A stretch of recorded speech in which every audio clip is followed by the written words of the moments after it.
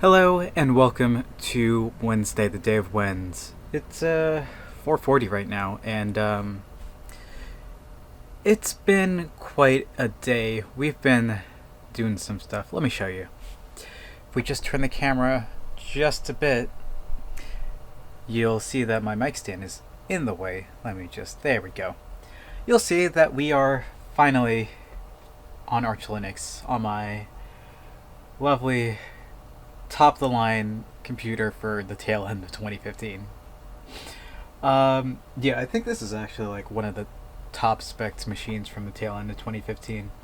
The only thing would be the graphics card being a 970 as opposed to a 980 Ti, but I'm not complaining there. Actually, I will be because of the process trying to get this thing working. So let's get started with that. Oh boy, where do I start? I guess this morning after I finished editing and uploading the video,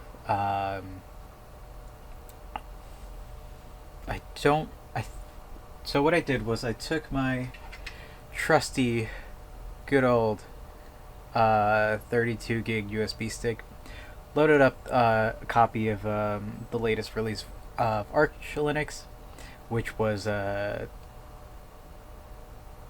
April 5th, I want to say. So it's from 8 days ago. And then I tossed it in the machine. I unplugged my solid state drive that housed my Windows install, and just to be safe because I did not want to touch that thing at all.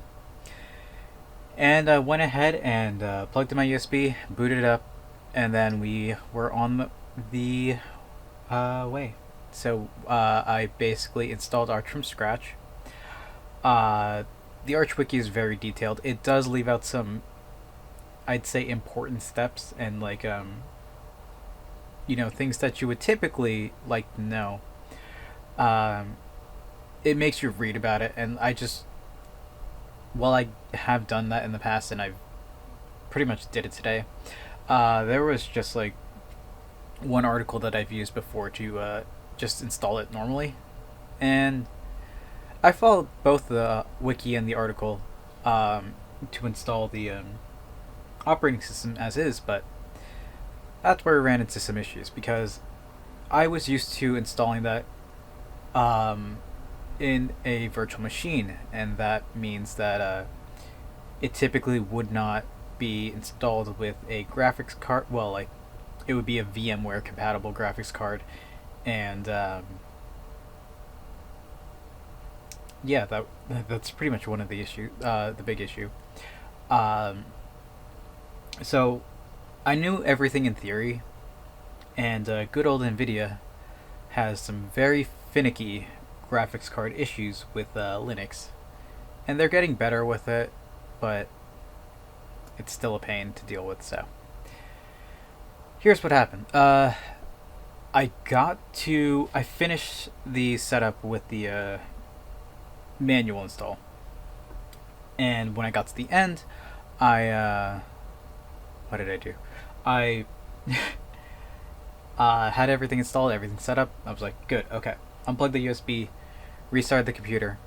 And then it presents me with the command prompt. It's like, okay, sign in. I'm like, all right. And then I have to look up the command to actually get to the desktop, enter that in, and it's a black screen. I can see my mouse moving, but it's just a black screen. So after troubleshooting and tinkering for a little bit, I saw that there's an actual different way to set this up. Turns out that Arch just comes with a script that automatically detects and installs pretty much everything that you would ever need as is. So we got that going. Going with the script, I knew everything I wanted to do. It asks you for like your username, what password you want, what kind of kernel do you want. I used the Zen kernel. That's important as opposed to using the regular kernel. So kernels are basically what allows the software, your operating system and everything, to talk to the hardware. It's basically the middleman in the most basic sense of the term. And for Linux, there's several kernels, probably thousands. But there are three main ones, four main ones that we can talk about. There's the regular Linux kernel, which is just like the one that's most popular, is used by pretty much everyone for everything at general purpose, and you can toss that in anything, and it'll work just fine. There's the LTS version, which is a long-term service, which or long-term support, which it just means it's supported for longer time, and it supports older hardware. You have the hardened kernel, which is one that has a bunch of security features enabled into it and is more focused on security and things like that, so it's harder to break into. And then you have the one that I went with, which is the Linux Zen kernel, which has a bunch of hacks to allow the operating system to run more smoothly on a regular desktop experience. Obviously, I went with that. The next thing that I differed, instead of the file system I want, which was I think I went with I forget how to pronounce it or what the lettering is. It's like BTRFS. I think that's correct. I know it's like, yeah, I think that's correct because it's file system and B instead of ext4 because BTRFS, or it's either BRT. I think it's BTRFS. Anyway, it's a modern file system. It's better in just every way. It's what the standard's going to become. So I used that. And then we had our good old Nvidia drivers that needed to be installed. Nvidia drivers are a pain on Linux. I'll say that. AMD is where it's at for the GPU stuff because it's more open source and But I swear by Nvidia. I do not trust AMD at all, even though they've probably gotten better and there's like a marginal difference. Still, I will defend Intel with my life just because of some petty squabbles that I've had with them before, and I love just Nvidia as well. Just the top, it's like the two top of the line companies. AMD, they make really great processors and really great graphics cards, but Intel and AMD for me, that's where it's Intel and Nvidia for me, that's where it's at. Okay. Where was I? Let's talk about this. So once we finally got that all installed and set up, we're in the desktop. I went with a Wayland install instead of a X11, but I think we're currently using X11 just because Wayland is, I like it, but like the taskbar at the bottom just like flashes a little bit, so whatever. Anyway, we're finally in the desktop. I'm happy with that. First thing I do, install the customizations I want, and this is your pretty typical when you first just open like the themes for KDE, which is the desktop environment I'm using. If you just go to like the highest rated or like most downloaded, the top two are the Sweet KDE and the Sweet Mars KDE. You probably can't see these. I'm not really gonna make a big deal out of it. You can look them up. But yeah, they're the top two for a reason. They look great. I love the look of them. I should probably change my wallpaper at some point. In fact, I can do that right now if I just go here and then I don't know where exactly it is, but if I just search wall or background, that's not what background. Desktop effects should be in there. Or I could just right click the desktop and then go to configure desktop and wallpaper. That's the easier way. I do like the Milky Way. Let's go with that. Ooh, the sweet space. Yeah, let's go sweet space. So apply, and then if we just close down this. Ooh, that's fun. That's fun. Anyway. Yeah, it's fun. Yeah. So we install the programs, get that customization going. Takes a bit of time. Uh, just fine tune everything as I like it. Then we get to program installation. How much? Oh god, I've been talking for a while. Uh, if I go to the KDE's Discover, I can search whatever application I want. There are thousands of applications here. Um, and I installed quite a few of them from here. LibreOffice is a good it's the Office suite that I've been using for years, and okay, there we go. Yeah, I just love the jiggliness of that you can set up a KDE. But yeah, it's lovely Office suite. Um, Hard to see the icons, but I'll fix that later. Um, yeah, it's just such a fun time exploring new operating system. So installing everything, we finally get to Discord. I've been using Discord since 2015. August 2015. I've been using Discord for a while, and it's how I talk to a lot of friends, a lot of people. And installing it was like one of the number one things I wanted to do, because I wanted to make this feel just like my Windows setup, where I would have access to everything that I would use on a daily basis. So things like Darktable, which is my photo editing software, which is right here. Boots up right away, incredibly fast. Love that. To be fair, this is on an NVMe drive as opposed to an SSD, but you know, you're pulling hairs at that point. This is also a fresh install. I still need to configure this, and you can't see it because of the glare. But we got that. We got good old GIMP. See how? Ooh! Look at that! Look at that quick loading. And then we also have what I wanted to talk about. What I want to start using, which would be Kdenlive, and oh boy, that is scary. I have not gotten around to using this just yet, but I'll install this on my on Windows. We'll get things worked out there, and then we'll start slowly moving over to the Linux install.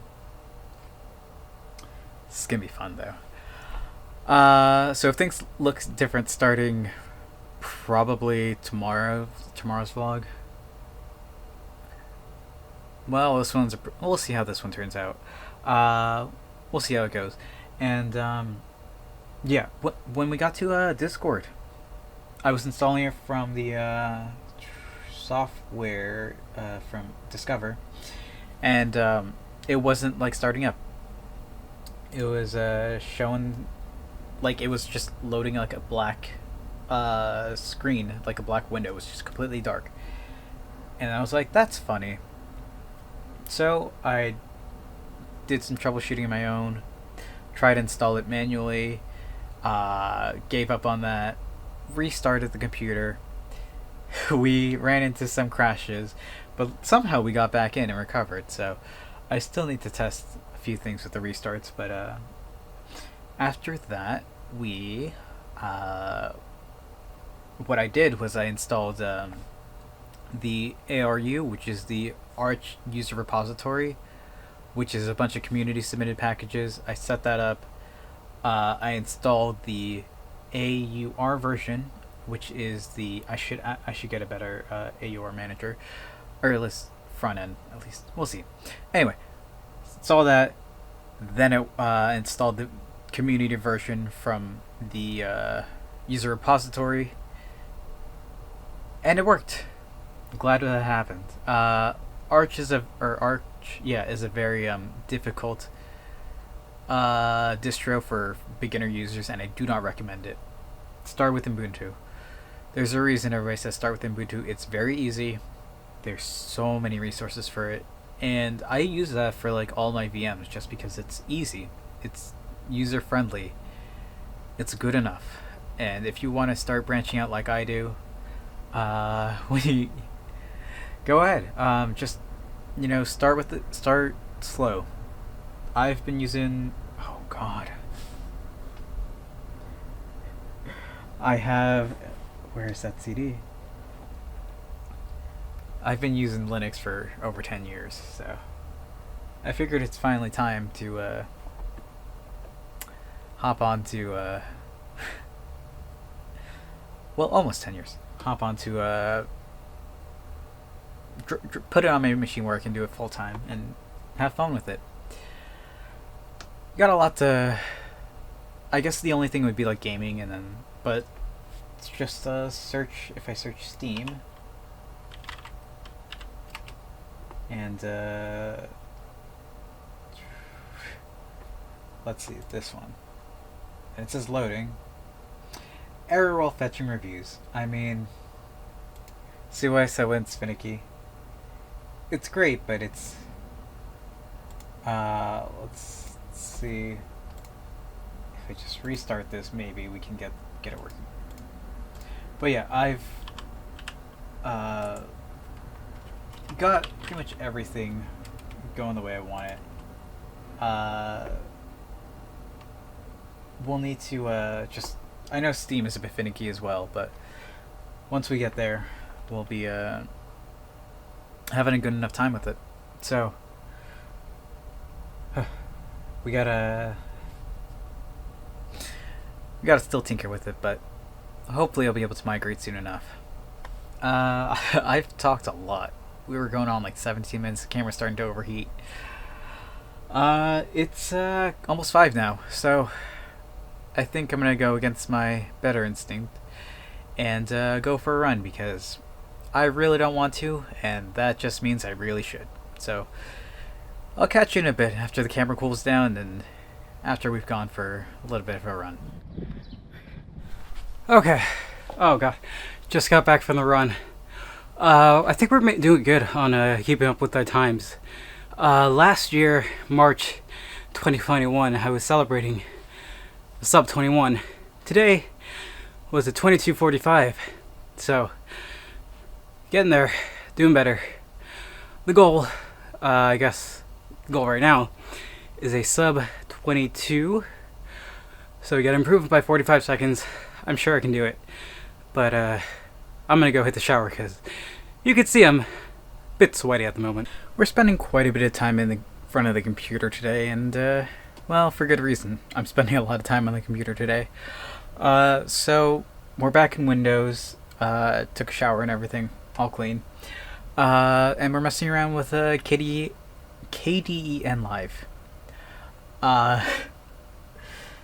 It's. How do I describe this? It's different, is the best way to put it. Let me show you kind of what I mean. So, some comforts that I have in Vegas. So this is just yesterday's video. If I want to insert a video track or an audio track, I just right click. If I zoom, will you be able to see better? That should be good enough. So if I right click here, I can just insert an audio track, that's what I did there, or a video track. And then I can drag this around, move it right about here, which is where I want it. And if I go over to Kdenlive, if I insert a video track, I have to just click video, let's insert one track, and we want to insert it under V7. V7's, actually let's insert it under V1. So this is V1 right here. Right here, that's V1. And if I insert it under, there we go. I don't think I can move this track at all. I can't move it underneath the audio. I don't think I can just touch it. And what did I? Yeah, let's. So that's. Oh, whatever. That's. Kind of weird, but I can get used to it. But then, if I want to like crossfade a video, so zoom is also another thing. Like scrolling with this, I believe this is how it's like in Premiere. But if I want to zoom in, I have to hold Control, and that's fine. Like I'll get used to it eventually. If I want to crossfade, I need to like set up like it needs to be like this. weirdly, and then I need to crossfade in and I crossfade out. It's just, it seems kind of weird to me. Again, it's something I'll get used to in time. And can I resize this? Oh, I can. Cool. So let's resize that. And then if we zoom out just a tiny, that's zoom in. If I zoom out, you can see the video playing over here. And let's see how well this goes. It stutters when it gets to the crossfade part, and stutters again. And like, I'm sure I can like adjust this, but it's just like creature comforts that I come used to, and things that I can just do very easily. Like if I go into Vegas right now, let's just delete everything from yesterday, and we just yes, and we just drag in all the footage that we recorded today. Let's delete this. That's there. Put this here. Just scroll in real quick. And there we go. We're like pretty much done. And that took basically no time at all. Sure, I would just need to like trim around and see what like this is, but it would take, you know, a couple of seconds because I know how to use the program, and I've know what I'm talking about and everything. Here, like, I don't know how to adjust the audio levels, so like we had a whole vlog back in like March of last year where all I would do is just I can do this to like show you more. All I would do is right click this, and you can see like maybe the waveforms, they're not too big right now, but if I do this and click here, the waveforms moved. And I can also just do like, what was it? I learned about this like today. Was it this? No, that's not. What's the button? It was like shift something. No, it was this. There we go. I can adjust the size of the waveform. That's what I learned today. And yeah, let's undo everything here. But yeah, it's stuff that I've come accustomed to, and you know, now it's like missing. It's like, how do I get used to this again? And you know, let me close out of this. It's trying to learn, and it's like these, and it's like when I search it up, it's like these features. It's kind of weird how to do whatever, but it's doable. I just got to figure out how, and how I can do it fast. And you know, we'll get there. A lot of computer talk today, but to be fair, like I said, I did a lot of stuff on the computer today. I'll probably edit and render this out on Vegas, and I'll continue working on it in Kdenlive, but we'll see where we end up. It's a process, but you know, switching over from one thing to another thing where you're out of your element, you kind of know where things are going on, and you're used to how the way things work, and shaking all of that up, it's overwhelming, but in time you'll get used to it. For now, that's where I'm gonna call it for today. This is gonna be a long one. Oh boy. Thank you all for watching. I hope to see you tomorrow, and until then, later.